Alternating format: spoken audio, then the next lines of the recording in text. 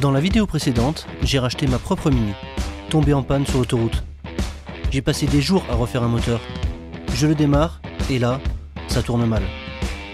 Encore des galères, des tests, des doutes, des heures de boulot, et toujours sur ralenti foireux. Aujourd'hui, je vais au bout du problème. Compression, culasse, eau noire, bas moteur, valise, je tente tout. Est-ce que j'ai enfin résolu cette panne? C'est ce que vous allez voir dans cette vidéo.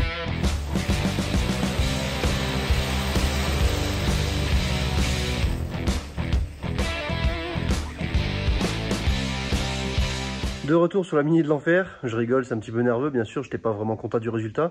Je vous ai montré ce qui s'est passé la dernière fois, et merci à tous ceux qui ont commenté et qui m'ont soutenu dans la vidéo précédente, même s'il y a encore des mauvais commentaires de temps en temps, c'est pas très grave, je suis habitué. Le rapport entre les j'aime et les j'aime pas dans la vidéo est très bon, parfois même meilleur que les vidéos d'avant. Les abonnés continuent de grimper, donc merci à tous ceux qui arrivent et les nouveaux qui ont découvert ma chaîne. J'espère que vous aimerez le reste du contenu. Maintenant, ce que je vais faire, c'est que avant de commencer de tout le démontage, parce qu'il faudra démonter bien sûr, je vais prendre les compressions pour avoir un repère d'avant et après. Mon compressiomètre, il donne pas une valeur réelle. En tout cas, la valeur, elle a jamais été bonne. Ça fait 10-15 moteurs que je fais avec. À chaque fois, je me dis, il faudrait que j'en rachète un autre, un mieux. Mais dans tous les cas, ça me permet quand même de comparer d'un cylindre à l'autre pour voir la différence. La différence entre le cylindre numéro 4 où il y a les rayures et les autres n'est pas très important, donc peut-être que c'est encore sauvable. En tout cas, c'est ce que j'espère et ce qu'on va voir dans cette vidéo lors du démontage. On va aussi voir éventuellement pourquoi il y avait la panne, mais bon, ça, ce ne sera pas certain. Pour faire ça, j'ai pas besoin de ressortir tout le bloc moteur, j'ai pas besoin de vider la clim, j'ai pas besoin de refaire tout ce que j'ai fait dans la vidéo précédente. En tout cas, tant que le moteur est sauvable. Je vais commencer par démonter les phares avant, la calandre, la partie métallique sur le dessus du moteur. Ça me permettra de défaire la distribution, d'enlever la culasse, de vidanger, d'enlever le carter d'huile. Et à partir de là, je pourrai sortir l'ensemble bielle-piston numéro 4 pour voir déjà l'état des segments et l'importance des rayures, voir si c'est récupérable. Allez, c'est parti pour vérifier les compressions. Je l'avais déjà fait, mais je ne l'avais pas montré forcément en vidéo, sur la précédente vidéo, mais je l'avais fait à chaud. Sur les cylindres 4, j'avais 6,5 bars, je crois, un peu plus, entre 6,5 et 7. Et sur le 3, 2 et 1, j'avais environ 8 bars. Donc peu importe la valeur, encore une fois je le dis, on s'en fout du chiffre parce que mon compressiomètre il n'a jamais été bon sur tous les moteurs sur lesquels j'ai passé. Par contre c'est important de savoir la différence entre chaque cylindre. Je préfère avoir 6,5 de partout que 6, 8, 10, enfin vous avez compris quoi. La valeur n'a pas vraiment d'importance, donc là elle est bien à 0. Là je me suis mis dans le cylindre numéro 1, sur BMW c'est côté chaîne le cylindre numéro 1. Et enfin côté chaîne, oui, bref vous avez compris. Donc du coup je lance le démarreur. J'ai aussi enlevé le fusible numéro 46 dans l'habitacle, là qui correspond à la pompe à essence. Ça évite que ça me noie les cylindres en attendant, et puis que ça mette du carburant dans les cylindres. Donc là à froid, je suis à pas tout à fait neuf, on va dire presque neuf. C'est encore plus simple comme ça. Voilà, je suis pas tout à fait à 9, mais presque. Voilà, si je me mets en fiasse, on est presque à 9. On va faire les autres. Cylindre 2. Pareil, exactement pareil, à peine en dessous de 9.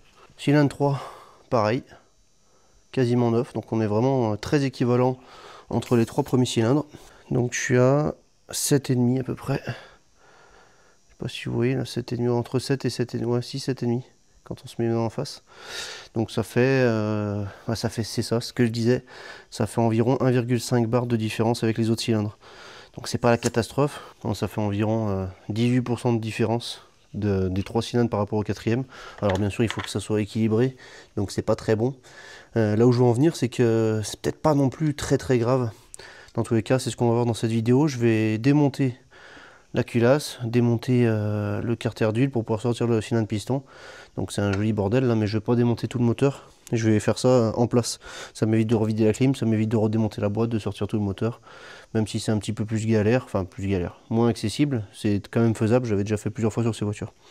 Donc c'est parti, là on a les résultats de base, et on verra plus tard dans la vidéo ce qu'on arrive à avoir avec ce moteur, si j'arrive à le récupérer.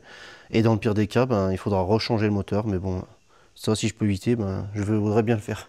Avant de tout démonter, je voulais vous montrer aussi le niveau du liquide de refroidissement. J'en ai jamais remis depuis que je l'ai purgé. Le moteur a fait une chauffe et qu'on peut voir, il est pile poil au maximum.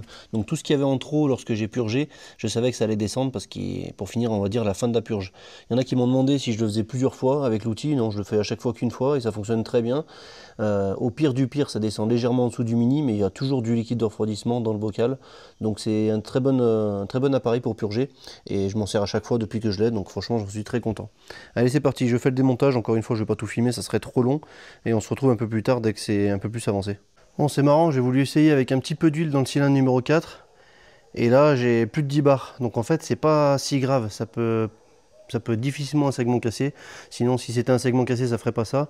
Ça peut pas être les soupapes. Donc à mon avis, c'est soit les rayures qui sont un petit peu trop importantes, mais on peut voir que pour un tout petit peu d'huile, ça fait grimper énormément la compression. Donc c'est peut-être pas encore foutu, même si c'est pas très joli à voir. Bon, on verra mieux quand, dans tous les cas, en démontant, j'ai mes idées sur autre chose. Mais là, 10 bars, déjà, j'ai jamais vu autant de compression sur ce compressiomètre, parce que, comme j'ai dit encore une fois, il est faussé. Donc du coup, franchement, c'est pas si mauvais que ça. Par curiosité, je pourrais essayer de mettre de l'huile dans un autre cylindre pour voir à combien on monte. Et si c'est équivalent, ça serait bon. Je vais essayer avec un cylindre, comme ça on sera calé.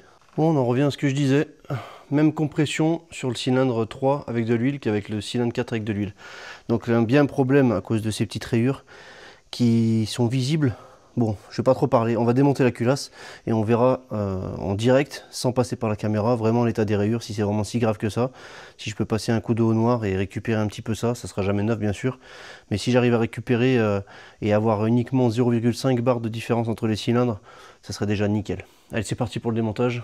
J'ai rechargé la batterie, ça au moins c'est fait, et j'ai bien avancé sur le démontage. Je sais plus ce que j'ai montré juste avant, mais j'ai démonté les phares, le dessus ici en métal qui fait le tour, qui gêne un petit peu. On peut voir que j'ai séparé le collecteur d'échappement avec le joint, tout ça de la culasse. J'ai fait pareil avec le collecteur d'admission. La rampe d'injection elle est sur le côté ici, avec le faisceau ça me gêne un peu. Le faisceau pour rappel il va jusqu'au tendeur ici de pompe à eau là, qui entraîne la pompe à eau. Et j'ai pas forcément envie d'y débrancher. Dans tous les cas pour y débrancher il faut démonter ça, c'est ce que je vais faire après. Donc pour le moment c'est comme ça. J'ai débranché le moteur de VTI, j'ai démonté aussi le boîtier d'eau, les 3 vis qui sont là. Donc il n'y a plus rien qui tient à la culasse. J'ai purgé le liquide de refroidissement, malheureusement il va en rester légèrement au-dessus du niveau du joint de culasse, à part si je démonte la pompe à eau ou le tuyau. Bon, le tuyau je vais éviter, mais si je démonte la pompe à eau, ça va permettre de purger un petit peu plus bas que le niveau du joint de culasse. Ça serait idéal à voir une fois que j'aurai démonté ça, si c'est gênant. Maintenant, comme je viens de le dire, il faut que je démonte le support moteur qui est tenu sur la culasse et qui me gêne aussi pour l'enlever. Mais avant de faire ça, je vais quand même lever la voiture, enlever le carter dessous, peut-être enlever le chapeau de bielle de la bielle numéro 4, au moins ça sera fait. Je peux y faire tranquillement debout, parce qu'après, une fois que le moteur sera maintenu par le dessous, par terre, je ne pourrai plus lever la voiture avec le pont, avant d'enlever le support moteur. Donc je pourrais toujours ramper pour travailler dessous, mais si je peux en faire le minimum en rampant, c'est toujours mieux. Donc je lève la voiture, j'enlève le carter d'huile. Bon, j'avais commencé à enlever les vis les plus compliquées. J'ai déjà vidangé l'huile, je sais pas si je l'avais dit, mais j'ai déjà vidangé l'huile. Donc il me reste à démonter le carter, enlever le chapeau de bielle comme j'ai dit, et puis enlever le support moteur, et puis enlever le cubuteur, enfin le couvre-culasse, pardon, enlever la distribution. Grâce au collecteur d'admission qui a enlevé, j'ai mieux accès au tendeur. Donc je pourrai enlever juste la chaîne, la maintenir avec une fixation et pouvoir retirer la culasse. Je vous explique tout ce que je vais faire parce que je vous ai déjà filmé ça plein de fois et je vous évite un peu tous ces passages pour aller droit au but dans cette vidéo. Allez, c'est bon, sur le dessous j'ai enlevé le carter d'huile, j'ai fait remonter un peu le piston. Bon, faudra repasser dessous pour finir bien sûr. Je voulais pas le faire remonter à fond. Bon, ça risquait pas parce que même si les soupapes le touchaient, ça l'aurait fait descendre facilement étant donné qu'il n'y avait pas la résistance du vilebrequin. Je sais, je parle trop encore, c'est pas grave. J'ai démonté les deux déphaseurs ici. J'ai laissé la chaîne avec un riselant. Bon, j'aurais pu ne pas le mettre, ça va peut-être un peu moins gêné pour le remontage. Au pire, je découperai, c'est pas grave. J'ai démonté le support moteur sur le côté avec le support du support moteur qui va sur la culasse. Pourquoi? Parce que derrière, il y a aussi la vis qui tient le haut du patin à l'avant, parce que le haut du patin il est fixe, le patin à l'arrière il est mobile avec le tendeur, et du coup si j'enlève pas cette vis, j'aurais pas pu enlever la culasse. J'ai bien sûr enlevé la jauge, parce que j'avais déjà fait la boulette une fois pour ceux qui suivent. Qu'est-ce que j'ai fait d'autre? Et ben là je vais rien démonter de plus sur la culasse, j'ai enlevé toutes les vis de culasse avec toutes les rondelles pour pas les perdre, parce que sur les vis principales il y a des rondelles. Normalement j'ai tout débranché, il faudra faire gaffe bien sûr au remontage, mais ça on en discutera après. Là le moteur il tient bien sûr par dessous, sinon il serait tombé sans le support moteur. Donc là je vous mets sur le trépied, normalement il n'y a plus qu'à soulever la culasse, je l'ai encore pas fait. J'espère que j'ai rien oublié, si c'est le cas je la reposerai doucement et je ferai le tour pour voir s'il manque pas quelque chose. Allez c'est parti, j'ai oublié de préciser que j'ai pas enlevé la pompe à eau parce que j'avais la flemme, donc il y aura un petit peu d'eau qui vont tomber dans le moteur. C'est pas grave, il n'y a pas le carter d'huile, donc tout ce qui tombera autour du piston, je pourrai essuyer sur le piston, enfin sur les pistons. Ce qui tombera dans le côté huile, je nettoierai, c'est pas grave, et de toute façon ça tombera au pire par terre. Et puis tout le reste, j'épongerai, mais de toute façon il va pas y avoir des millions de litres non plus. C'est juste que la pompe à eau elle est un peu plus basse qu'au niveau de la culasse, et avec le tuyau qui remonte comme ça, le boîtier d'eau, il y a toujours de l'eau qui reste dans une partie du moteur. Allez c'est parti, je lève la culasse en espérant qu'elle vienne. Ah c'est bon, elle vient toute seule. J'entends pas d'eau, donc il y en a peut-être pas tant que je pensais. J'ai enlevé le jaune culasse qui va...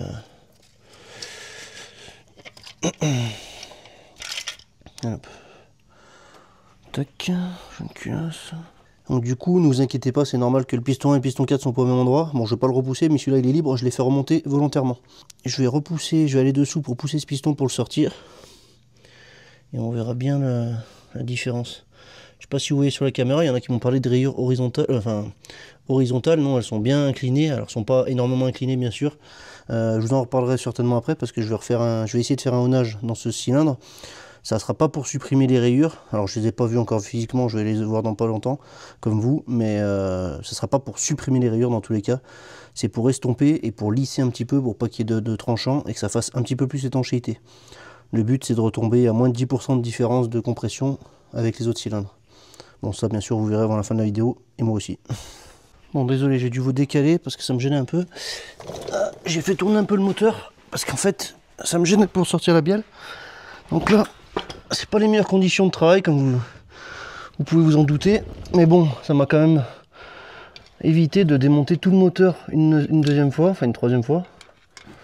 Donc du coup, c'est quand même pas négligeable. Mais c'est bien la misère, j'avoue. Ah. Alors, qu'est-ce que ça nie tout ça?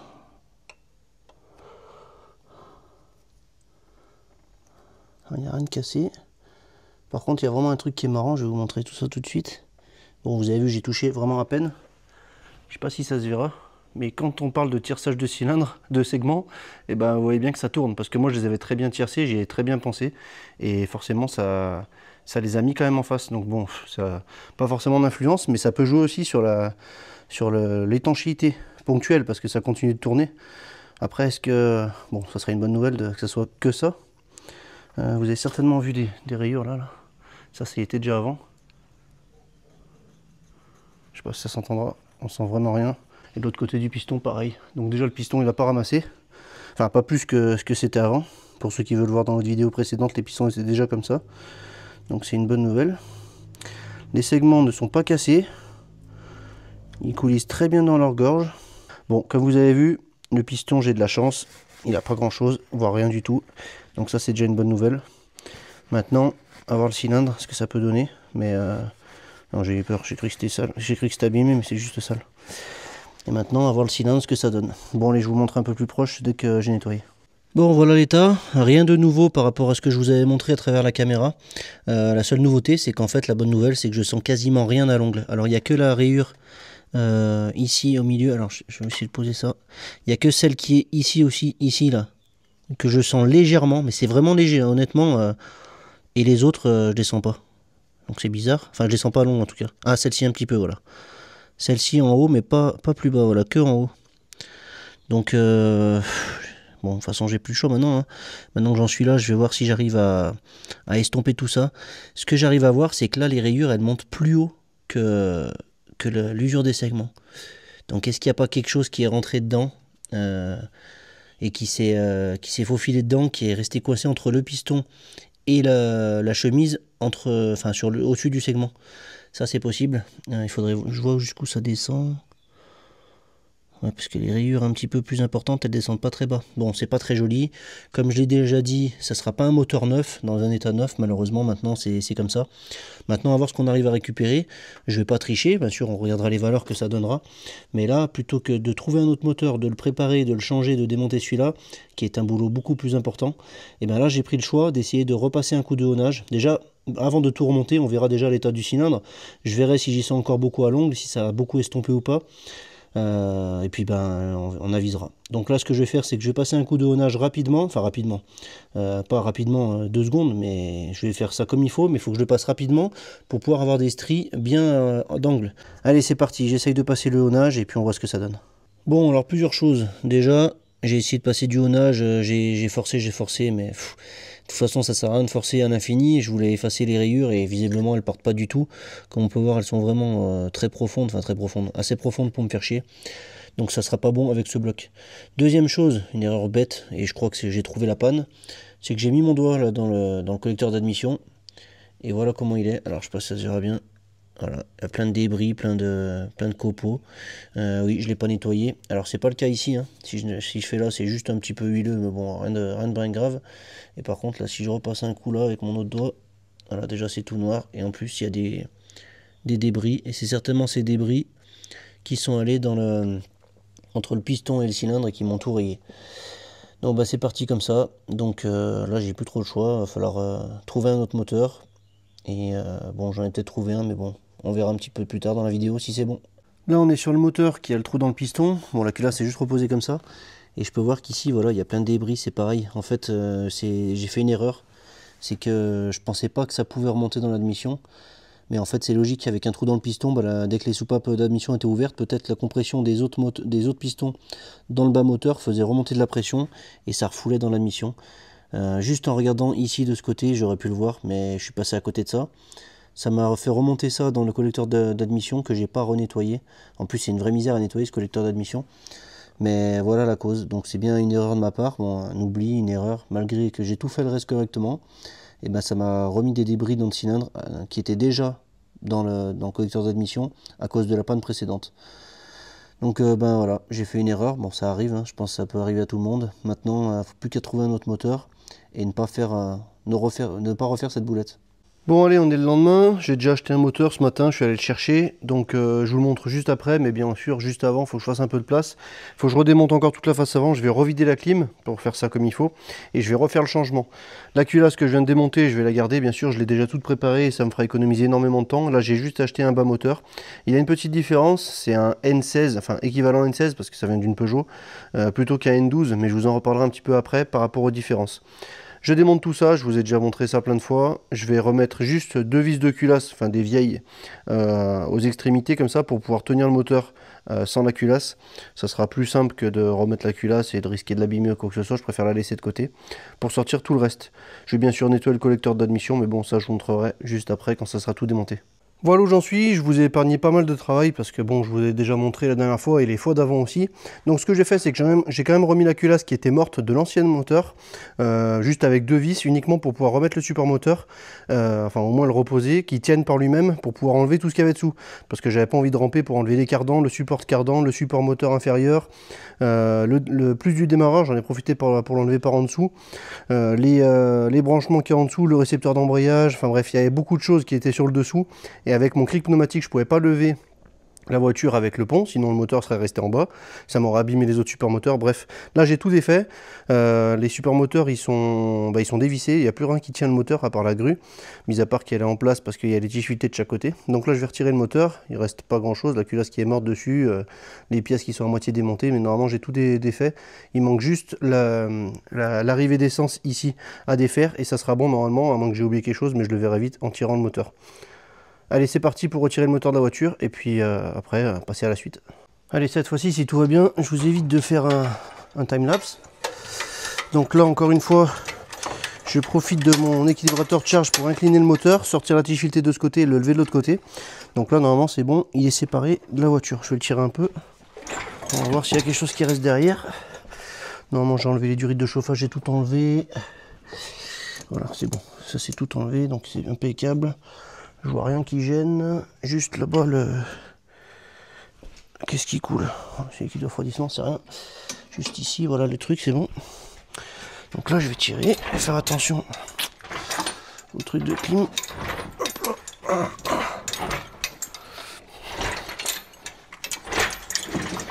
Voilà, là il est sorti. Tout est bon dans le cochon. Bon allez, c'est bon, je retire un peu le truc. Et puis c'est bon. Bon, je vous ai dit sans time-lapse, mais j'ai quand même remonté le pont. Je vais pas vous faire attendre 30 secondes qu'il monte. Mais là, c'est bon. La voiture, c'est bon. Allez, la voiture, elle est en l'air. J'ai déposé le moteur sur le support moteur. J'ai enlevé la boîte de vitesse, le volant moteur, l'embrayage. J'ai déjà monté le volant moteur sur le nouveau moteur que je viens d'acheter. Alors, je vais bien sûr m'en occuper. Mais j'en ai profité pour mettre d'abord le volant moteur et surtout la cible. Ne pas oublier de mettre la cible derrière. J'ai serré toutes les vis avec un petit peu de l'octite frein filet. 30 Nm chacune et ensuite 90 degrés. J'en ai profité de le mettre avant. J'ai un petit peu inversé mes vis ici pour que ça passe. Et je me suis un peu excentré pour pas que les pins ici, elles tapent dans les boulons ou dans le support moteur. Là, ça va me permettre de faire la distribution sur le support moteur. Donc ça va me faciliter les choses. Avant de parler de distribution, bien sûr, je vais m'occuper du moteur. Alors, ce moteur, je l'ai acheté. Apparemment, la culasse avait eu un problème, comme j'avais eu sur la C4 1i4 VTI. Il y a une pastille de sablage de la culasse qui a sauté, donc ça a fait mélanger l'huile et le liquide de refroidissement. Donc il y a certainement un peu de nettoyage à faire dans le bas moteur, mais ça on verra un petit peu plus tard. Enfin un petit peu plus tard, juste après. Je vais le retourner, je vais bien sûr mettre une bassine dessous pour pas que ça coule, mais j'ai l'impression qu'il était déjà bien vide. Faudrait que je mette la lumière, je vous montre un petit peu l'état des cylindres pour commencer. Alors déjà l'état des cylindres, déjà dans un premier temps, là le moteur il est calé avec la pige, donc ça m'a servi surtout pour serrer le volant moteur, je l'ai laissé pour le moment mais je vais le renlever. Donc le moteur il n'est pas en mauvais état, il n'y a pas de marche entre la course des segments et le dessus, donc bien sûr tout ça je vais y mesurer. Il y en a beaucoup qui m'ont dit, enfin beaucoup, il y en a quelques-uns qui m'ont dit si le moteur il fonctionne, je le monte et je me prends pas la tête ou je vérifie juste les compressions. Quand le moteur il est comme ça coûte pas grand chose de démonter pour vérifier. Donc bien sûr comme le premier moteur je vais vérifier le jeu des coussinets, et non je vais pas les changer si c'est pas inutile comme certains le disent. Si la cote elle est bonne, elle sera pas meilleure avec des coussinets neufs. Et pour les segments c'est pareil, j'ai encore les segments neufs de l'autre moteur, normalement ils sont pas abîmés, en tout cas sur les 3 premiers cylindres c'est sûr, et sur le 4e j'ai regardé un petit peu avec une loupe et j'ai pas vu de partie abîmée. Maintenant si les segments de ceux-ci sont bons, largement bons en tout cas, je vais les laisser. C'est toujours difficile d'acheter un moteur et de savoir le kilométrage qu'il a. Là, on m'a donné un kilométrage de 160 000 km. Bon, je sais pas. Dans tous les cas, le moteur, il n'a pas l'air bien rincé. Mais on verra ça pendant la métrologie. J'ai vu autre chose ici. Donc, comme on peut voir la date, bon, malheureusement, c'est à l'envers. Mais on peut voir que c'est un moteur de 2011. Qu'est-ce que ça change? Ben, ça veut dire que c'est un moteur phase 2. Alors, pour les Mini, le mien, dans la Mini, avant 2010, on va dire que c'est un moteur N12. Et ensuite, après, pour les phases 2, c'est un moteur N16. C'est quasiment les mêmes, mais il y a des petites différences. Alors, je ne vais pas vous parler de toutes les différences de tout le moteur, mais sur le bas moteur, la différence, c'est que la pompe à huile, elle est pilotée, comme j'avais sur la C4 1.4 VTI, pour ceux qui suivent, et du coup, j'ai cette prise qui sort. On verra un petit peu plus tard que là, j'ai pas de trou normalement sur l'autre, même si c'est prévu dans la moulure. Alors, j'ai plusieurs solutions. Soit je coupe le fil, parce que cette pompe, je compte pas m'en servir, je sais même pas si elle fonctionne correctement, et je pourrais très bien la laisser brancher, soi-disant, d'après certaines personnes, enfin, la laisser installer, mais ne pas la brancher, et ça fonctionnerait pareil. Je suis pas vraiment fan de cette solution, sachant que mon autre pompe à huile elle était pas mal. Je vais la renettoyer encore une fois. Et l'autre pompe à huile elle n'est pas branchée électriquement. Celle-ci elle a une électrovanne qui s'ouvre et qui se ferme pour réguler la pression d'huile suivant la vitesse du moteur. Bon, ça c'est avec une gestion spécifique et tout, donc moi je vais pas changer le système. Je vais remonter ma pompe à huile que j'avais avant. Malheureusement j'aurai un trou ici si je remets pas quelque chose. Donc je vais peut-être laisser le passe comment on appelle ça, le passe câble entre les deux, couper le câble ARA ici, couper le câble ARA à l'intérieur. Et ça me permettra de faire l'étanchéité sans avoir on va dire l'électronique de la pompe spécifique à ces moteurs. Alors je vous ai parlé de N12, N16, l'équivalent chez Peugeot je ne le sais pas, sachant que ça c'est un moteur Peugeot. Je ne sais pas, mais on pourra peut-être le voir de l'autre côté.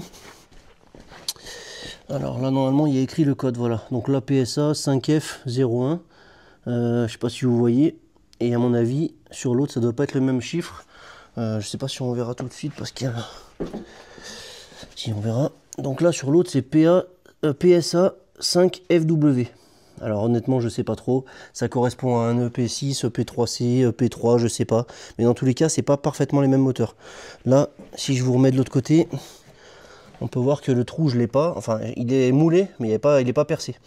La solution, je pourrais aussi changer le demi-carter, mais ça fait encore une étanchéité, enlever les capuchons, ça fait ouvrir le carter, et puis le demi-carter, il n'est pas forcément prévu pour l'autre moteur, donc pour moi, c'est pas génial. Je préfère laisser le passe-câble et avoir bouché ce trou, et mettre ma pompe à huile qui est là-dedans.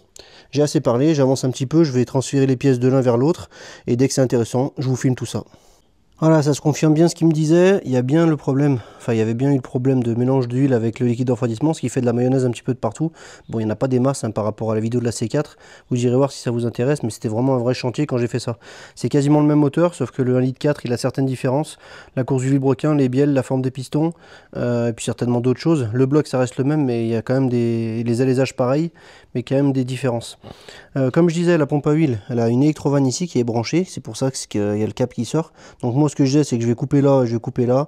Comme ça me permet de garder l'étanchéité. J'ai pas besoin d'avoir des câbles qui dépassent pour rien, qui ne soient pas branchés. Et la pompe à huile, je la changerai. L'électrovanne, j'en ai une de côté. En plus, j'en avais acheté une à l'époque pour la changer sur la C4 et je l'avais pas fait.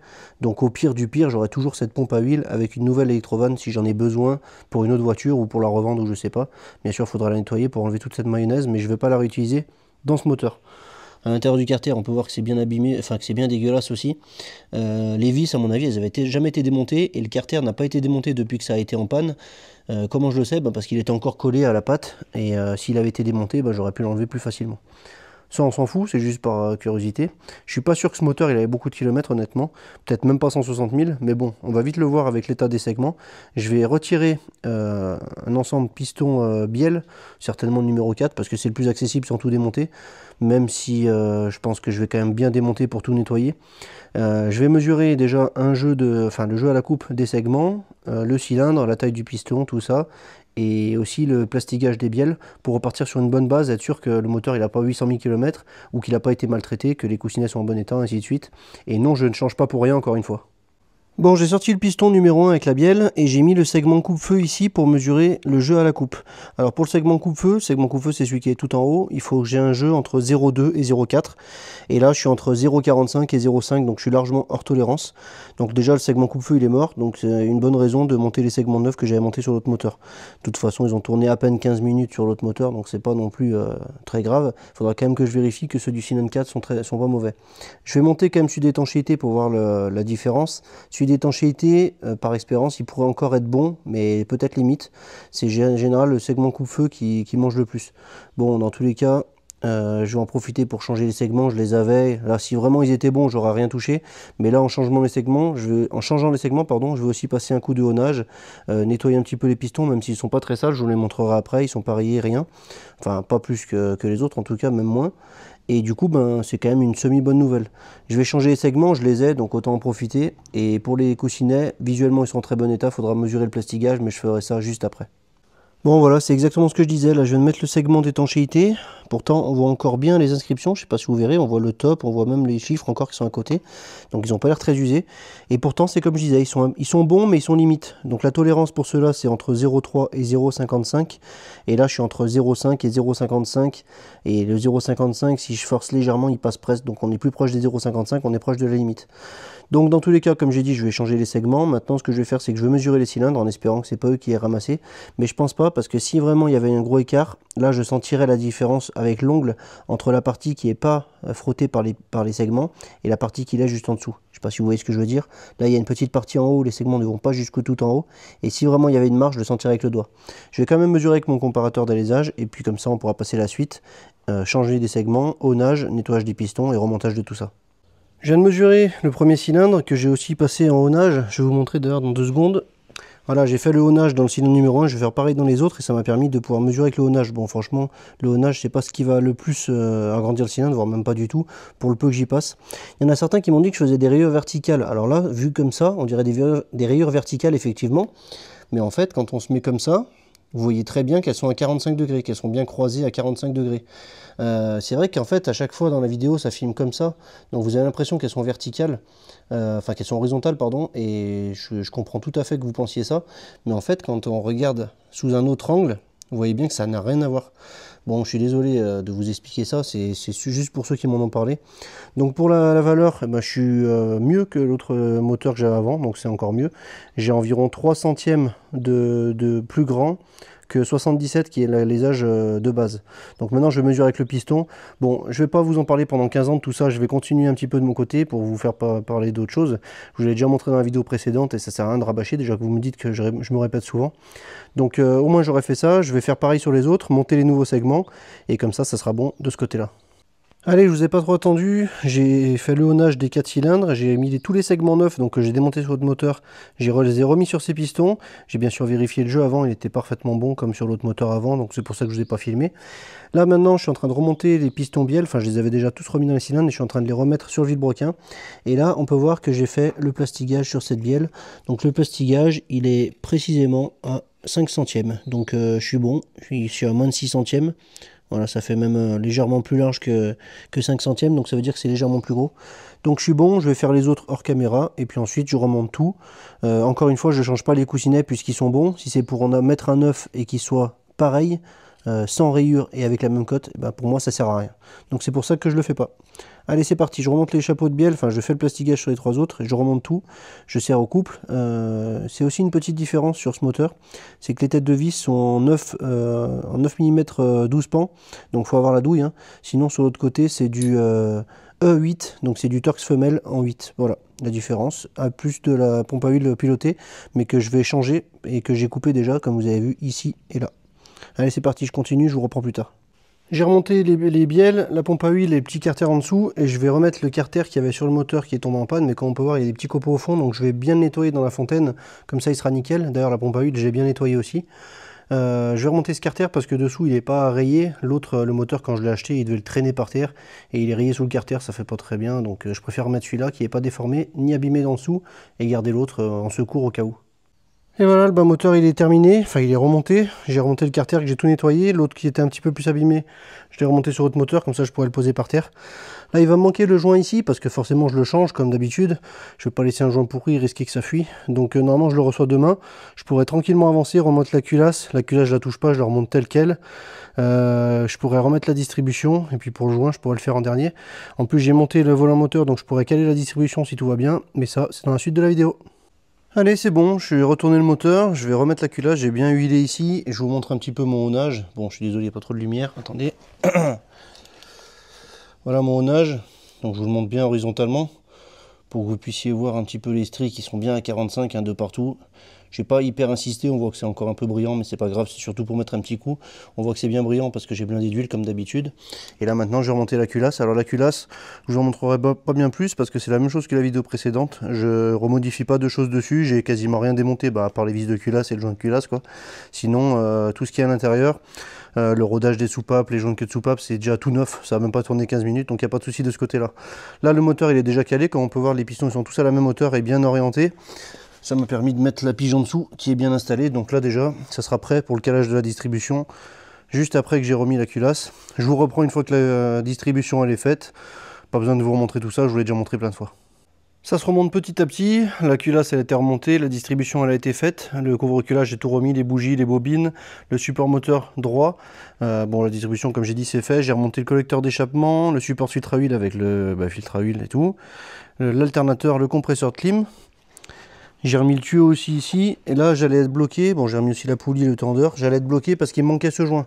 Je viens de le recevoir juste à l'instant, je viens d'installer, je vais pouvoir remettre la poulie ici avec la courroie d'accessoires, donc du coup de ce côté ça sera terminé. Surtout pas oublier de remettre le tendeur ici, là qui retire ça un petit peu électroniquement, ou je sais pas comment ça se passe.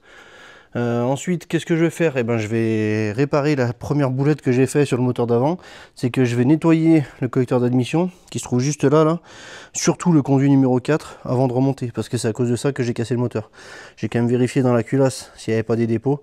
Et c'est très propre, donc il n'y a pas de souci. J'ai quand même mis un petit coup de nettoyage vite fait. Avant de la remonter, bien sûr. Parce que sinon, si c'est pour refaire la même boulette, c'est pas la peine.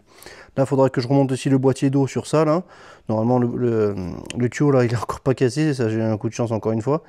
Et une fois que j'aurai remonté le collecteur d'admission et le boîtier d'eau avec toutes les durites, je pourrai remonter le faisceau et ensuite je pourrai lever le moteur du support moteur pour mettre le kit d'embrayage et la boîte. Le kit d'embrayage, pour rappel, que j'ai changé, qui est neuf. Il n'a même pas fait 1 km parce que j'ai cassé le moteur, enfin j'ai abîmé le moteur avant même de rouler avec. Bon bref, j'ai mis aussi le support moteur temporaire là pour pouvoir lever, ce sera plus simple. Pour ceux qui n'ont pas suivi, c'est un support moteur qui va sur les moteurs Peugeot mais qui n'est pas sur les Mini. Et du coup ça fait qu'avec un seul support moteur qui est ici, c'est un peu plus compliqué de le lever. Donc c'est pour ça que je me suis là en attendant de le mettre dans la baie moteur et qu'il soit attaché par les supports moteurs. Je sais, je parle trop. J'ai remonté aussi le support à l'arrière. Donc ça continue et puis ensuite il faudra tout remettre ça dans la caisse. Et voilà, j'ai nettoyé le collecteur d'admission, ou le répartiteur d'air comme ils appellent. Franchement, j'y ai passé du temps, plus d'une demi-heure. À chaque fois, je repassais la caméra endoscopique jusqu'au bout pour voir s'il n'y avait pas des copeaux qui restaient. Et franchement, ça allait loin, hein. Ça allait quasiment jusqu'au répartiteur de plusieurs cylindres. Parce qu'en fait, pour ceux qui ne savent pas, ça fait un tuyau qui fait quasiment le tour comme un escargot. Et après, tout est réparti ensemble. C'est pour ça que d'ailleurs, certainement, ça s'appelle répartiteur d'air. Les copeaux, ils arrivaient quasiment jusqu'au reste. Alors, ça c'était pas allé dans les 3 autres cylindres, mais j'ai quand même nettoyé le plus possible. J'ai même enlevé le capteur qui est juste là, le capteur d'air, pour passer la caméra par là aussi, pour être sûr. J'ai vraiment rincé plusieurs fois, et même la dernière fois, je l'ai fait une fois de plus au cas où. Mais là, cette fois-ci, ça devrait être bon. C'est dommage d'avoir fait une erreur comme ça, mais très honnêtement, j'ai même pas pensé de le faire. C'était pas un oubli, c'est que j'ai pas pensé de le faire. Si j'avais vu que la culasse, alors pas celle-ci, l'autre d'avant, était sale dans le conduit, ça m'aurait peut-être mis la puce à l'oreille, mais j'avoue que c'est tellement un gros chantier de refaire le moteur que je suis passé à côté de ça. Bon, c'est pas grave, ça m'a fait de l'expérience. De toute façon, c'est moi qui paye, hein. Je paye pas pour quelqu'un d'autre, et c'est pas quelqu'un d'autre qui paye à ma place non plus. J'ai fait une erreur, et je l'assume, c'est pas grave. Maintenant, je le saurai la prochaine fois, je ferai un peu plus attention. C'est pas la première fois pourtant que je fais un moteur, mais bon, c'est pas grave, les erreurs ça arrive, j'en ferai sûrement d'autres plus tard. Malheureusement, j'ai pas envie, mais bon, ça pourrait arriver. J'ai remonté aussi tout le faisceau, le boîtier d'eau comme je disais, donc tout est remis. J'ai même remis le couvre-culasse, là il n'y a même pas besoin qu'il soit ouvert. Tout est branché. Il ne manquera plus qu'à brancher les prises jusqu'au calculateur pour les prises. Et après il y a 2-3 prises je crois qui se branchent sur la boîte de vitesse. Et le plus sur le démarreur. Bon, en parlant de démarreur et de boîte de vitesse, c'est ce que je vais faire maintenant. Je vous retrouve quand je mets tout le bloc dans le moteur. De toute façon, la boîte de vitesse, l'embrayage, c'est pas très intéressant. Et voilà, j'ai remonté le kit d'embrayage, la boîte de vitesse, j'ai tout resserré au couple, le démarreur pareil. Bon, ben maintenant, il manque plus qu'à le monter sur la voiture. C'est comme un air de déjà vu, je sais pas pourquoi, c'est bizarre, j'ai l'impression de l'avoir déjà fait il n'y a pas si longtemps. Allez, c'est parti, je descends la caisse et je mets le moteur dedans.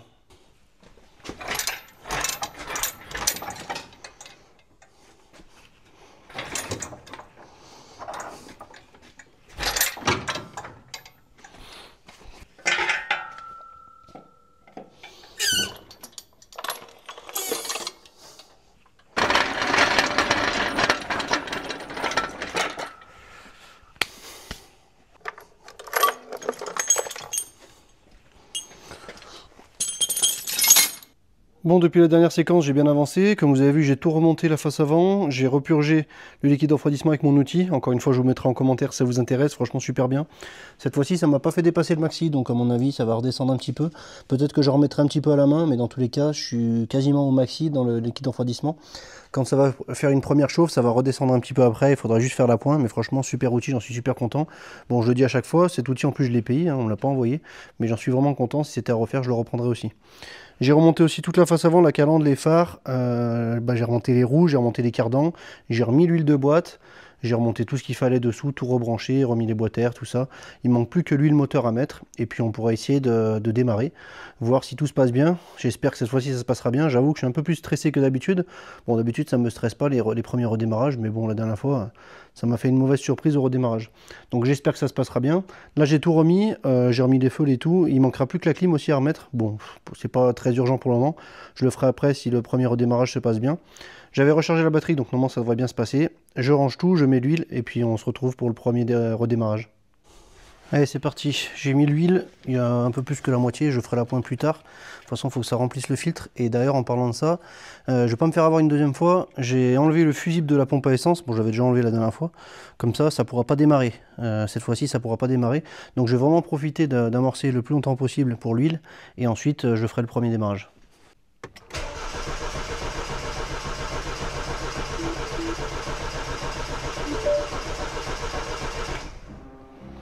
Je vais le faire en plusieurs fois quand même, je vais pas faire surchauffer le démarreur, je vais attendre un petit peu et ensuite je refais. Je vais attendre encore un peu, je vais le faire 3-4 fois, bon je vous passe les autres fois hein, bien sûr. Je pense que je vais le faire 3-4 fois, voire même 5 pour être tranquille. Et ensuite je remets le fusible pour essayer le premier démarrage. Allez c'est parti, j'ai branché la pompe à essence. Donc pour ceux que ça intéresse, c'est le fusible F46 dans l'habitacle vers les pieds du passager, en tout cas sur la mienne. Je viens de brancher la valise, je viens de faire un diagnostic, bon il y a 0 défaut pour le moment. En même temps j'ai pas essayé de démarrer donc c'est normal. Je vais me mettre quand même directement dans les ratés d'allumage, parce que c'est ce qui m'inquiète le plus forcément. Ça indiquerait qu'il y a un problème, j'espère pas. Donc je vais voir ce que ça donne, hop. Et déjà on va voir si ça démarre. Allez c'est parti.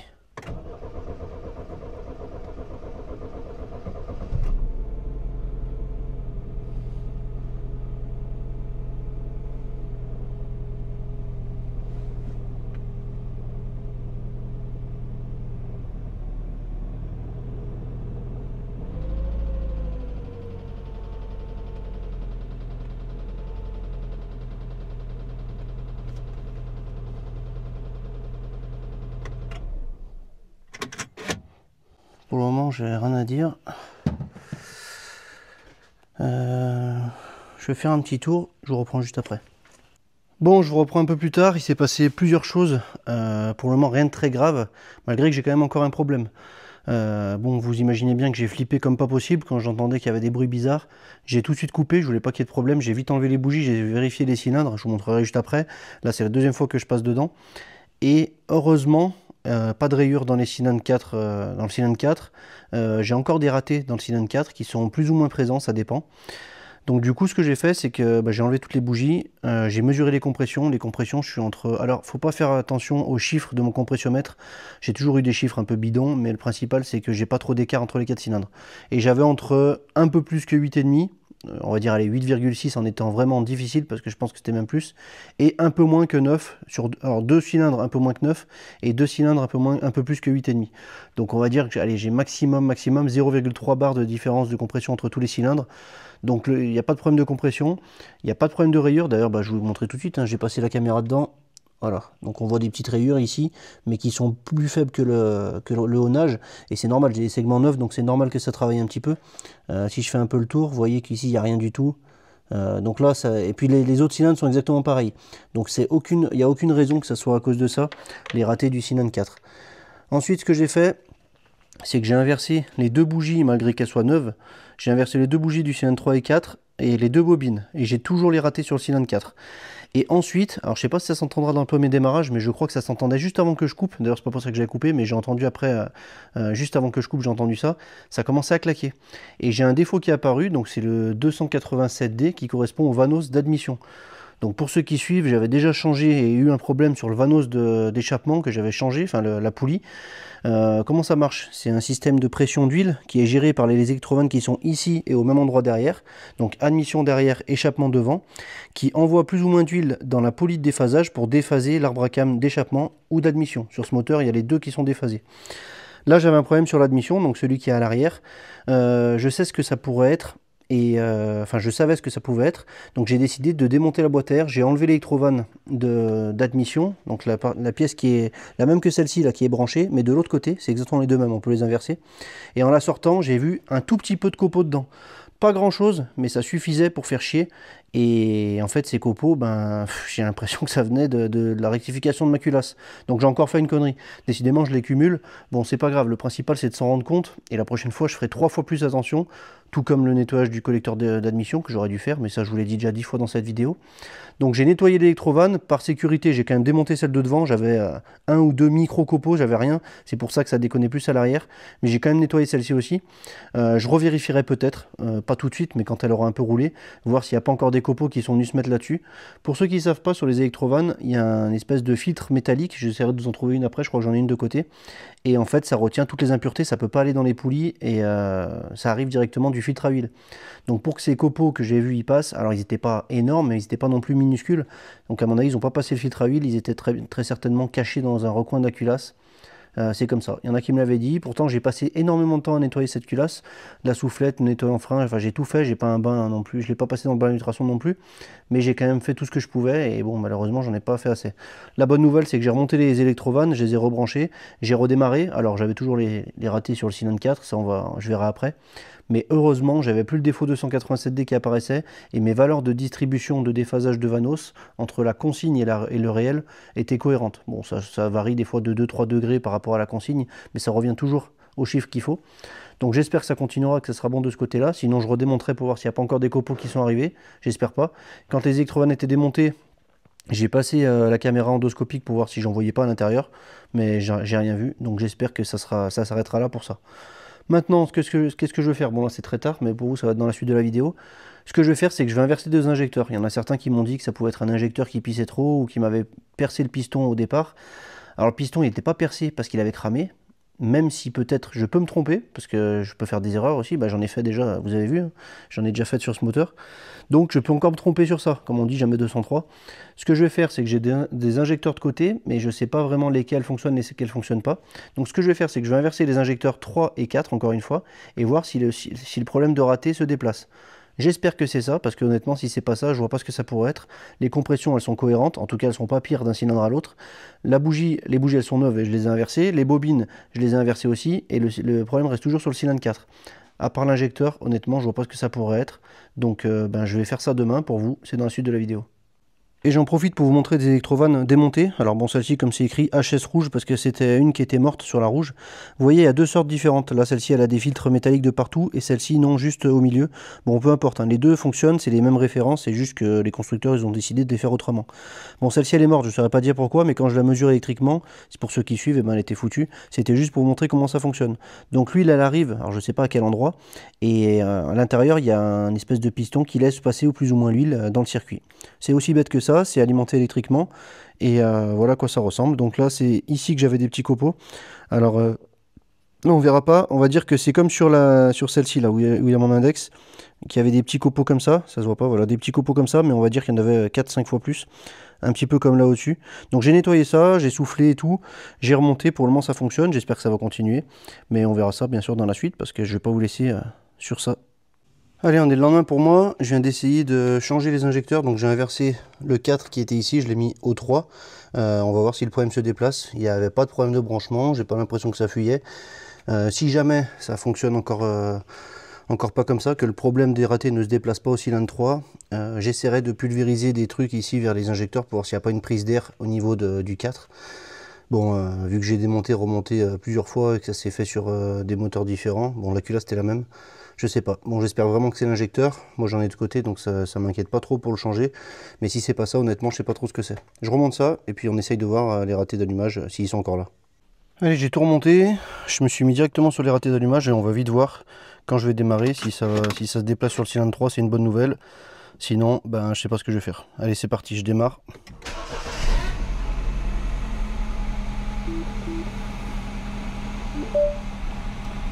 Ça se déplace pas, et il y en a même sur d'autres cylindres. Génial. Je crois que j'avais jamais y arrivé avec cette voiture. Les valeurs de distribution, elles sont bonnes. Il n'y a pas de problème au niveau de la distribution en tout cas. Ni au niveau des vanos, en tout cas il n'y en a plus. Bon, je suis désolé, je suis un peu angoissé, ça me saoule un petit peu ce problème. J'essaye de vous filmer un petit peu quand même, vous faire partager tout ça. Ce que j'ai fait, c'est que j'ai laissé chauffer la voiture, là, comme on peut voir, elle est à 102 degrés, je l'ai éteint il n'y a pas longtemps, là, j'ai attendu que le ventilateur se déclenche. Et j'ai voulu redémonter toutes les bobines et les bougies pour tester les compressions. Mais avant, je voulais tester un leak test. Alors, mon test, là, ce truc là, c'est de la merde, ne m'en parlez pas en commentaire, j'ai même pas envie d'en entendre parler. Mais ça me permet de mettre un peu plus de 6 bars dans le cylindre. Donc là, je l'ai mis dans le cylindre 4. Je suis allé écouter dans la sortie d'échappement, j'entends aucune... le piston, pardon, il est quasiment en haut, hein. Il est pas tout à fait en haut, mais il est quasiment en haut. Donc techniquement, les soupapes doivent être fermées. J'ai pas de fuite dans l'échappement, j'entends rien du tout à l'échappement là-bas, pas un seul souffle.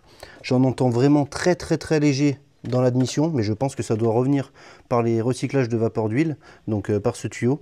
Parce qu'en enlevant le bouchon d'huile, je sais pas si ça s'entendra, je vais rapprocher le micro. Voilà, on en entend très légèrement. Enfin, très légèrement. Très légèrement, quoi. J'entends pas un souffle net. Et là, clairement, la pression, elle est quand même forte, 6 bars. Donc, je pense quand même que les soupapes sont pas foutues. Et les segments, forcément, ils sont jamais 100% étanches. Donc, c'est normal que j'entende une petite fuite. Pour tester, je vais tester sur un autre cylindre. Et si les résultats sont les mêmes, eh ben, ça sera pas ni les soupapes, ni les segments. Bon, les segments, je les ai changés 2 fois. Je les ai pas mis à l'envers, j'ai vérifié bien à chaque fois. Les pistons c'est pas les mêmes, les cylindres c'est pas les mêmes, donc c'est quand même bizarre d'avoir 2 fois le même problème. La culasse c'est la même, donc ça aurait très bien pu être une soupape qui fuit. Là honnêtement ça a vraiment pas l'air, ou alors si elle fuit c'est vraiment infime. Encore une fois je vais pas trop traîner d'attendre que le moteur refroidisse trop, je vais tester sur un autre cylindre, voir si c'est pareil. Et pour information j'ai passé la caméra, j'ai un petit peu d'huile sur les pistons mais pas grand chose, et j'en ai presque même moins sur le cylindre 4, donc c'est clairement pas des remontées d'huile. Donc honnêtement, plus j'avance et plus je me demande ce que ça pourrait être. Peut-être qu'il faut qu'elle roule, je sais pas. C'est ce que je vais faire bien sûr en dernier. Là, je vais tester de mettre 6 bars dans le cylindre et voir si j'entends les mêmes choses. Enfin, dans le cylindre 1, étant donné qu'il est à la même hauteur de piston, pour voir si j'entends les mêmes fuites au même endroit. Je viens de me mettre sur le cylindre 1, c'est exactement pareil. J'entends rien à l'échappement, j'entends légèrement ici, mais vraiment très léger, pareil que l'autre. Pas plus, pas moins. Et là, quand j'ouvre le bouchon d'huile... Voilà, j'entends presque même plus avec le cylindre 1. Bon, j'exagère, mais je pense que c'est pareil. Ce qui est sûr, c'est que j'entends pas moins. Donc, pour moi, il n'y a pas de fuite au niveau des soupapes. Je vais quand même vérifier la compression. Là, la température moteur descend vite, 99 degrés. Donc, je vais vite vérifier la compression. Mais je pense pas que ça a à voir avec la température, parce que dès que je démarre le moteur, j'ai le problème de raté d'allumage. Comme par hasard, c'est le même cylindre où il y avait un trou dans le piston. Bon, les pièces, il y en a que j'ai réutilisées, d'autres non. Pour ceux qui suivent, vous avez compris, je n'ai pas envie de refaire toute la liste. C'est déjà que j'en ai un petit peu marre. Mais je je pense pas qu'il y ait un problème ni de soupape, ni de segment, ni de piston, ni de cylindre. J'ai pas plus de rayures qu'au départ, c'est des rayures de rodage on va dire, donc les micro-rayures que je vous ai montré un petit peu avant. Donc franchement, je pense que là pour le moment, j'ai pas l'impression qu'il faut redémonter, en tout cas j'espère pas, j'en ai vraiment marre. Pareil, ce que je viens de dire, je vais faire un test de compression et on va voir ce que ça donne. Allez, c'est parti pour les tests de compression. Je viens déjà de faire le cylindre numéro 4, 96 degrés. Donc là, on s'en fout de la valeur, hein. Comme j'ai dit, on va dire que je suis un petit 8,5. Allez, entre 8 et 8,5 on va dire. Ouais, plus proche de 8,5, mais bon, vous avez compris. On va voir ce que ça correspond sur les autres cylindres. Ne faites pas gaffe à la valeur, encore une fois, ne me dites pas un commentaire 8 c'est faible, machin, je m'en fous. Mon compressiomètre, il a jamais mis des grosses valeurs, j'ai jamais dépassé 10 bars sur mon compressiomètre. Donc ça au moins c'est clair. Je teste sur les autres cylindres et puis on voit ce que ça donne. Cylindre numéro 3, bon la température on s'en fout, je l'ai dit quand même, 95 degrés, ça descend vite. Et je suis exactement pareil. Exactement pareil, 8, 8,5. Je suis entre 8 et 8,5. Je fais les deux autres, mais bon là pour le moment, vous pensez déjà ce que je pense, enfin j'espère. On en reparle juste après. Cylindre 2, c'est pareil, 8, 8,5, un peu plus proche de 8, mais bon pareil entre les deux. Dernier cylindre, le cylindre 1. Et le dernier, le cylindre 1, pareil entre 8 et 8,5. Donc le résultat, c'est que les compressions sont toutes équilibrées, autant à froid qu'à chaud. J'ai fait un test de fuite dans le 4 et dans le 1, en tout cas pour essayer d'entendre de l'air quelque part, dans l'échappement, dans l'admission. J'entends pas plus de fuite dans le cylindre 1 que dans le cylindre 4, qui était au même niveau des pistons. Donc pour moi, l'intérieur du moteur est pas mauvais. Qu'est-ce qui me reste maintenant? Maintenant, on va commencer à chercher des possibilités vraiment improbables. Une fuite d'air vers l'admission ou quoi que ce soit. Bon, je vous ai pas dit, mais quand le moteur tournait, j'ai mis du Nitto en frein par là. J'en ai projeté pour voir s'il y avait une différence de régime. Si ça aspire de l'air, et ben ça aurait pu aspirer du liquide du Nitto en frein et me faire un petit peu osciller le régime. Ça n'a rien changé du tout. Donc après, il peut rester aussi le problème du faisceau au niveau des injecteurs. Ou alors juste les adaptations. J'ai effacé les adaptations avec la valise, mais honnêtement je ne sais pas si ça a vraiment fonctionné. Peut-être que ça n'a pas fonctionné, qu'il y a toujours en mémoire les problèmes quand le moteur tournait avec un piston, avec un trou dans le piston. C'est la dernière chose que je peux voir. Donc je pense que le mieux c'est d'aller faire un tour. Juste avant d'aller faire un tour, et vu que c'est un petit peu démonté encore, je vais regarder quand même le faisceau s'il n'a pas l'air d'être abîmé. Mais bon, ça n'avait pas l'air, j'avais quand même regardé un petit peu avant. Donc je vous reprends un peu plus tard dès que j'ai trouvé quelque chose d'intéressant. J'ai voulu vérifier le branchement des injecteurs. Alors j'ai quand même un peu du mal à croire ça parce que pendant que le moteur tournait, j'ai essayé. Dans la valise, je peux désactiver les injecteurs. Donc j'ai désactivé l'injecteur numéro 4. Le moteur tournait bien pire que lorsqu'il avait s'y raté. J'ai remis l'injecteur numéro 4. J'ai essayé par exemple avec l'injecteur numéro 2 et c'était pareil, la même différence. Donc si c'était vraiment un fil, sachant qu'il n'y a que deux fils sur les injecteurs, je peux vous montrer parce que j'ai tout débranché. Donc il y a le fil de gauche dans ce sens-là qui est le plus 12 volts et qui est commun à tous les injecteurs. J'ai bien sûr vérifié la continuité du 12 volts entre les deux et c'était bon. J'ai voulu vérifier le deuxième fil qui correspond à une alimentation par un contact dans le DME. Malheureusement, j'ai pas trouvé l'endroit de la prise et puis c'est très compliqué de rentrer des pins là-dedans. Puis j'ai l'impression d'un peu de chercher pour rien. Pour moi, si le fil il est coupé, ça fonctionnerait pas du tout. Maintenant, c'est vrai qu'il peut y avoir une différence, enfin un petit bug ou quoi, mais c'est pas comme si les ratés apparaissaient, disparaissaient à chaud, à froid. Et le câble, comme on peut voir, il est en très bon état. Il n'est pas plus abîmé que les autres. On peut bien voir, là, il n'y a pas de trucs bizarres. Le scotch, là, c'est d'origine.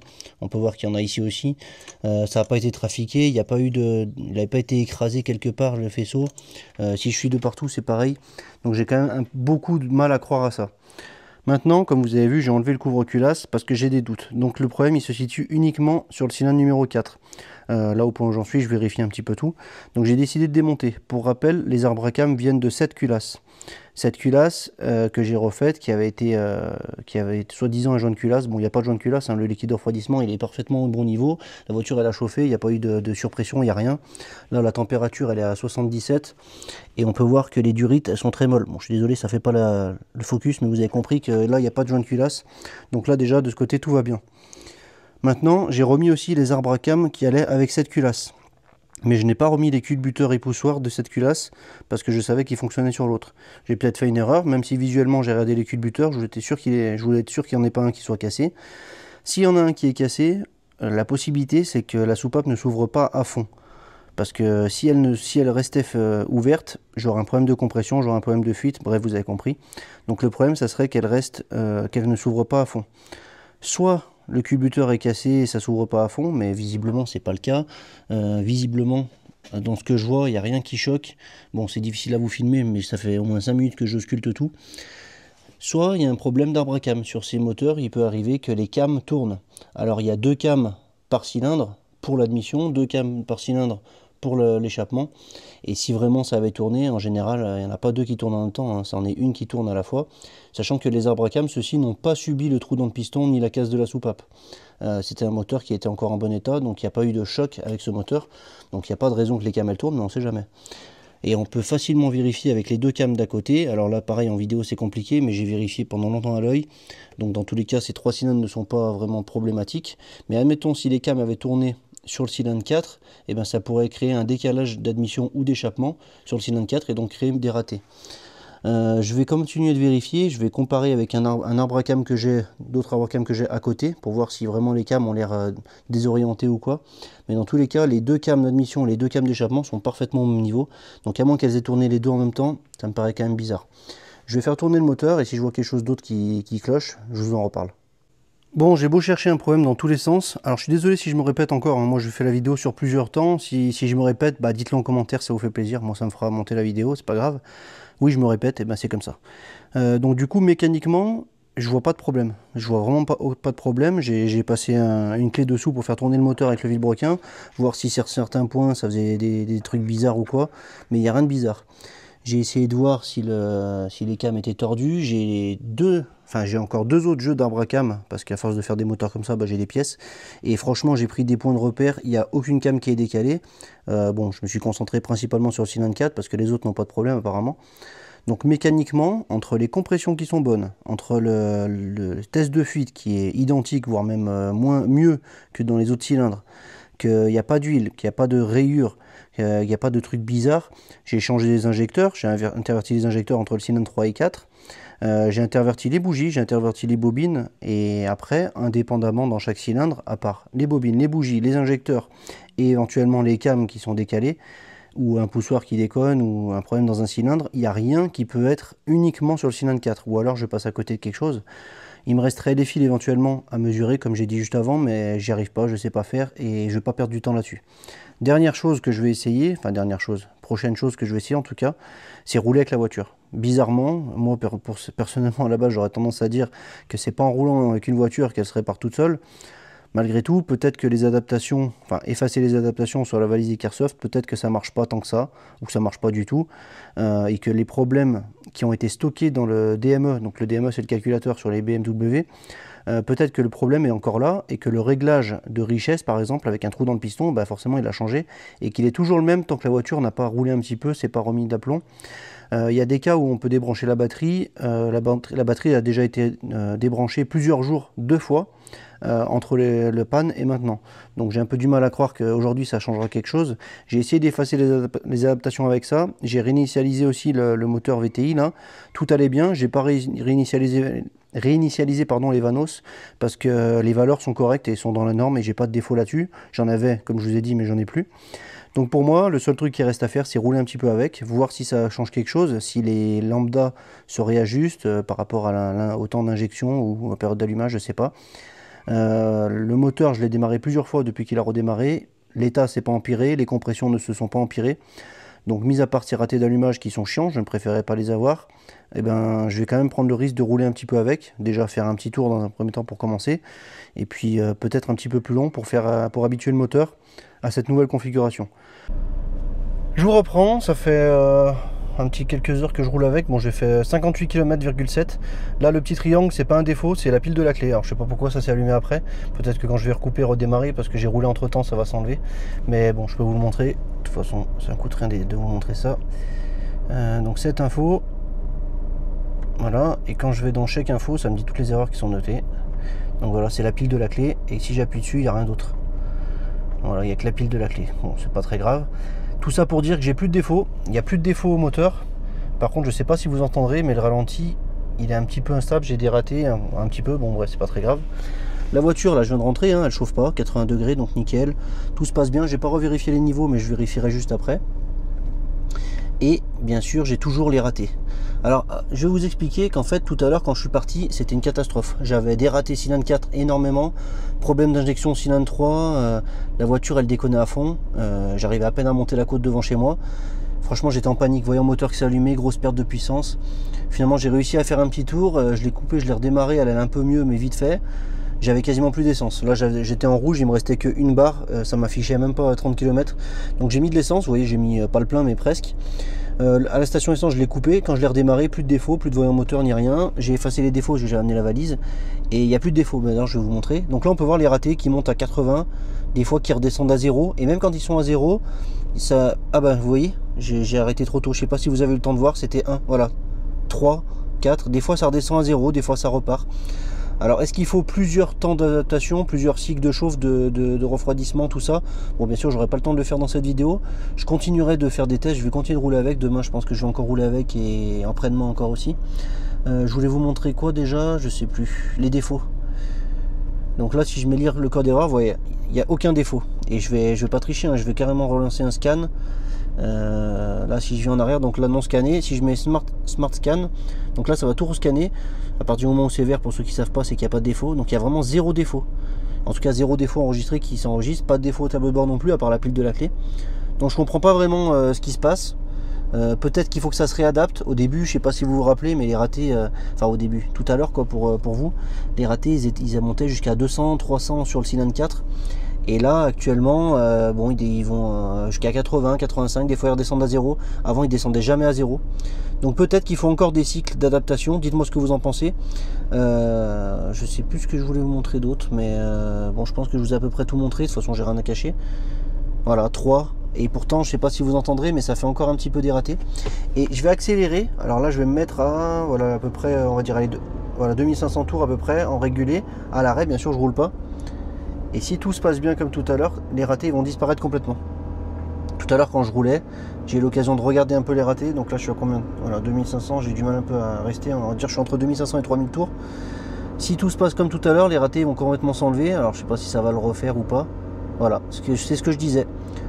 Donc là, je suis à voilà, 2500-3000 tours à la rature. Et comme on peut voir, ah bah les ratés viennent de revenir. Mais des fois, ils arrêtent, des fois, ils reviennent. Si j'accélère un peu plus, enfin un peu plus, pas beaucoup, parce que je suis en rodage, donc je vais pas trop forcer non plus. Là d'ailleurs, j'ai pas trop accéléré, j'ai juste fait un petit peu. Voilà, 3, mais on voit que 3, ça bouge pas, voilà, 0. Donc c'est vraiment bizarre. Dites-moi ce que vous en pensez en commentaire, je pense que j'ai quand même fait pas mal de tours. Et là, si je coupe, donc là, je suis retourné au ralenti. Et là, les ratés vont revenir, voilà, c'est ça. Les ratés reviennent, ils augmentent, ils baissent. Donc peut-être qu'il y a encore de l'adaptation à faire. Comme j'ai dit, je suis quand même 5 à 6 fois moins de ratés qu'avant sur le même cylindre. Peut-être que c'est à cause des enregistrements du moteur qui tournait mal avec le trou dans le piston avant et que ça a besoin de faire ces réadaptations. Dans la valise, j'ai effacé les adaptations, j'ai refait l'apprentissage des vanos, bon il n'y avait pas besoin mais je l'ai fait quand même. J'ai fait aussi l'apprentissage de la butée, donc c'est pour le moteur je crois, je vais vous montrer tout ça vite fait. Tac tac tac, donc la particularité... driver je crois, voilà, donc j'ai fait l'adaptation Vanos, j'ai fait effacer les adaptations, donc normalement ça concerne tout sauf les Vanos et le ralenti, donc c'est à dire normalement la lambda. Pas certain que ça ait marché, mais bon je l'ai fait quand même. Le régime de ralenti c'est juste pour régler la valeur du ralenti, donc je crois que c'est 750 tours à vide et non 700 tours à vide et 850 tours quand il y a la clim, mais ça c'était déjà bien réglé, donc ça j'ai pas touché.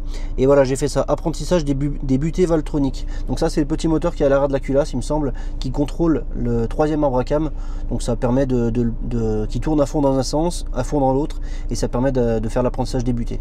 Bon, j'ai fait tout ce qu'il fallait, je pense que là maintenant il reste de rouler encore un petit peu parce que je vois pas trop ce que je peux faire d'autre. Il n'y a pas de problème de distribution, il n'y a pas de problème de pression d'huile, sinon ça me l'aurait affiché. J'ai remis du carburant, j'ai remis du 95, pas du E10, hein, du 95, donc du E5. Il n'y a pas de 98 dans la station où je suis allé, sinon j'aurais mis ça pour essayer. Bon, je suis pas sûr que ça fasse une grosse différence, mais au moins j'ai essayé. Donc voilà, dites-moi ce que vous en pensez dans les commentaires. Bien sûr c'est un petit peu capricieux comme voiture, mais bon ça c'est pas nouveau, on l'avait vu déjà avec la rouge avant. Et au final j'ai quand même réussi à m'en sortir jusqu'à la fin, et j'espère que ça sera pareil avec celle-ci. Je viens de couper le contact et le remettre, vous voyez il n'y a plus le petit triangle, donc il n'y a plus la clé. Bon j'ai roulé un petit peu, donc peut-être ça l'a rechargé. Donc impeccable de ce côté là, j'ai plus vraiment de défaut, en tout cas le petit défaut que j'avais. Bon je vais vous remontrer quand même, parce que je sais qu'il y a beaucoup de sceptiques dans les commentaires, si vous passerez sinon ce passage. Donc cette info, hop, et échec info. Voilà, chèque OK. Voilà, donc il n'y a pas de défaut dans la voiture. Je peux même démarrer si vous voulez. Ah, attendez, je retourne dans Home. Voilà, je vais démarrer pour vous montrer quand même qu'il n'y ait pas de défaut qui réapparaissent. Alors peut-être la ceinture qui va se mettre. Non, vous voyez, il n'y a pas de défaut qui réapparaissent. Donc impeccable de ce côté-là. Il faudra peut-être rouler un petit peu, comme je comptais faire pour la pile. Ces mini, elles étaient à deux doigts de me rendre fou, mais là, j'ai l'impression que ça se soigne. En tout cas, j'espère. Je mettrai quand même en commentaire épinglé avant de la vendre comment elle est. De toute façon, il faut qu'elle soit parfaite avant que je la vende. Enfin, quand je dis parfait, au niveau du fonctionnement moteur en tout cas. Elle a des petits défauts extérieurs, mais ça vous l'avez vu dans les vidéos précédentes. J'espère que ça vous aura plu. Pour information, j'ai la même procédure que l'ancien moteur que j'avais fait, c'est-à-dire que j'ai mis de la 15W40. Je sais que c'est pas l'huile préconisée, mais c'est volontaire. C'est avoir une huile minérale un peu plus épaisse pour pouvoir faire le rodage. Je referai une vidange et je changerai le filtre d'ici 300, 400, peut-être 500 km si j'arrive à les faire. Comme ça, je serai tranquille. Niveau temps et vente de la voiture, j'ai pas perdu vraiment de temps parce que depuis le 24 juin, j'ai fait une demande d'annulation de vente pour que la carte grise revienne à mon nom. Alors la voiture elle est à mon nom, il n'y a pas de souci, j'ai les papiers et tout ça. Mais au niveau de la NTS, j'ai fait une demande, un dossier particulier. C'est la première fois que je le fais et c'est ultra long. Bon, c'est la NTS, dès qu'il faut avoir besoin de quelqu'un de physique, et ben ça met 8 ans. J'espère que ça arrivera quand même assez vite parce que même si la voiture elle n'est pas encore parfaite, et ben j'aurais aimé avoir les papiers pour être tranquille de ce côté-là. Bon, ils arriveront, je ne l'ai pas volé la voiture, je l'ai repayée, on a fait les papiers, j'ai tout ce qu'il faut, j'ai envoyé le dossier. C'est juste que le dossier il est en instruction à la NTS, donc je perds un petit peu du temps à ce niveau-là. Bon, ça m'empêche pas de travailler sur d'autres voitures, mais ça m'empêche en tout cas qu'elles partent pour pouvoir la vendre. Bon voilà, ça sera tout pour cette vidéo. J'ai oublié de vous préciser que j'avais rechargé la clim avant de partir. Tout ça pour ne pas d'être obligé de la rentrer à l'atelier pour faire ça. Et aussi parce qu'il fait 35 dehors et c'était bien plus confortable d'avoir la clim pour avoir un petit 22, 21 dans la voiture. Bon ça c'est après du confort, mais au moins ça c'est fait aussi. Pour l'effacer, les adaptations, je sais très bien qu'il y en a peut-être qui vont parler de Impa ou Ista. Alors Ista, je l'ai déjà téléchargé il y a très longtemps. C'est un logiciel qui fait 1 million de gigas, qui prend trop de place pour ce que j'en ai utilité et trop compliqué à installer. C'est des logiciels, c'est même pas la peine. Impa, je l'ai déjà acheté 2 fois et à chaque fois il n'y avait pas les mini dedans, il n'y avait que les BM. Donc du coup, j'ai pas pu m'en servir. Donc j'aurais bien aimé en avoir un, mais je galère à trouver. Si bien sûr vous avez un lien ou si vous l'avez et que vous voulez me l'envoyer, ça sera avec plaisir que je le téléchargerai. Parce que j'ai le câble, j'ai tout ce qu'il faut, mais j'ai pas le bon logiciel qui va avec. Je suis pas sûr que l'Icarsoft fasse effacer les adaptations, mais concrètement ce que j'ai vu, c'est que les ratés d'allumage du Cylindre 4, ils sont quand même diminués par 5 ou 6. Donc c'est pas encore parfait. Moi je voudrais que ça soit à 0 tout le temps et que tout tourne parfaitement. Quand elle roule, elle marche bien, elle a toute sa puissance. Pas de bruit bizarre, en tout cas j'ai pas entendu. Par contre dès que j'arrive au ralenti, les ratés commencent à arriver petit à petit et montent jusqu'à 60, 80, puis parfois redescendent comme je vous l'ai montré. Donc j'espère que j'ai bien récapitulé, je sais que je me répète, mais au moins ça évitera des questions inutiles, même si on en aura toujours. J'espère que cette vidéo vous aura plu, n'hésitez pas à me dire ce que vous en avez pensé. Et puis j'espère que la prochaine fois, ça sera pour le nouveau projet que j'ai acheté déjà depuis février. Allez, à bientôt dans la prochaine vidéo. Salut!